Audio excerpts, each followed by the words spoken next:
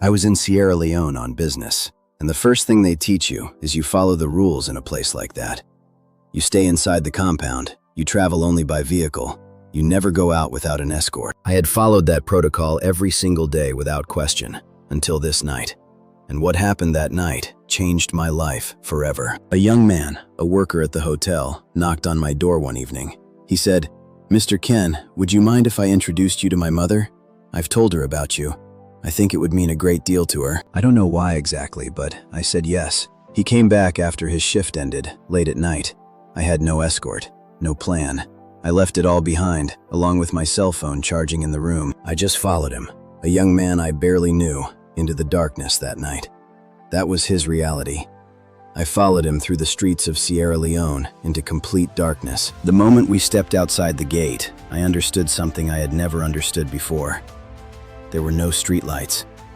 I stepped into a darkness more complete than anything I had ever experienced. I am an American. I have never once known true darkness. There is always a light somewhere. Not here. The only light in the world was his cell phone, held out in front of him as he walked. I reached out and took his hand. This young man I barely knew. And I followed him through the streets of Sierra Leone in complete darkness. We climbed over rubble. He led me through neighborhoods that had been destroyed by the war and never rebuilt.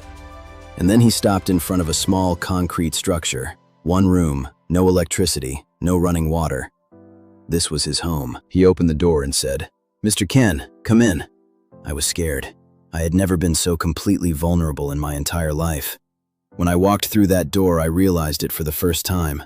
I was truly alone. Inside, there was a sofa, a broken crate that served as a coffee table, one chair. There was a window, I noticed it, but there was no light outside to come through it.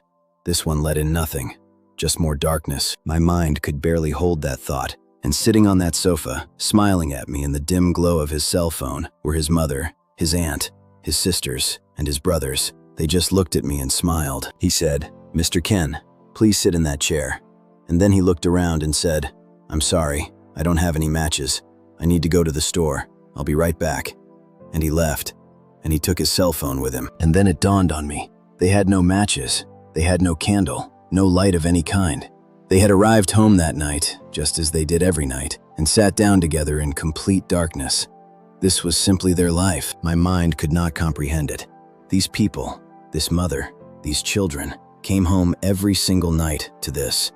Not as a hardship to endure, just as the way things were, because no one had ever come to change it. I sat in complete and total darkness, across from a family I could not see and could not speak to. I knew they were there, and there was nothing I could do, except to sit inside the reality that they lived in every single day. The world moved on. It felt like an eternity. And then I heard the door open. I heard his footsteps. I saw the glow of his phone coming toward me, and I heard him say, "Mr. Ken, I got the matches." He set a small candle on the broken crate between us. He struck the match. And as that flame rose up and the light filled the room, for the first time, I could see their faces. That was the moment I stepped through the screen. Not a film, not a headline. A candle in a concrete room in Sierra Leone, and the faces of people who deserved so much more than what the world had given them. My heart has never been the same. The next day, I walked through the streets of Freetown, and I saw them. The people who had been left behind by the war. People whose limbs had been taken from them by violence. People lying in the street who could not walk.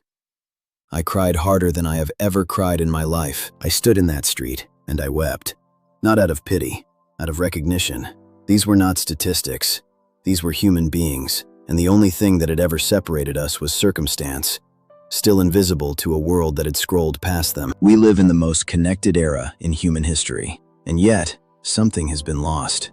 The screen has become the distance between us and our own humanity. But what happens when you step through it? When the faces are not pixels, but people? Those moments were planted in my heart, and they asked the same question.